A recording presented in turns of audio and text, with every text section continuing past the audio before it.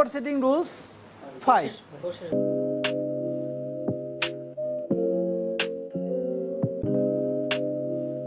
ফাইভে আমরা যেটা দেখি সেটা হচ্ছে hyper mobility. Hyper mobility actually কাদের হয়? সুপারসিডিং রুলস 5-এ যেটা দেখি সেটা হচ্ছে হাইপার মোবিলিটি পাওয়া রোগীর সংখ্যা কিন্তু খুব কম।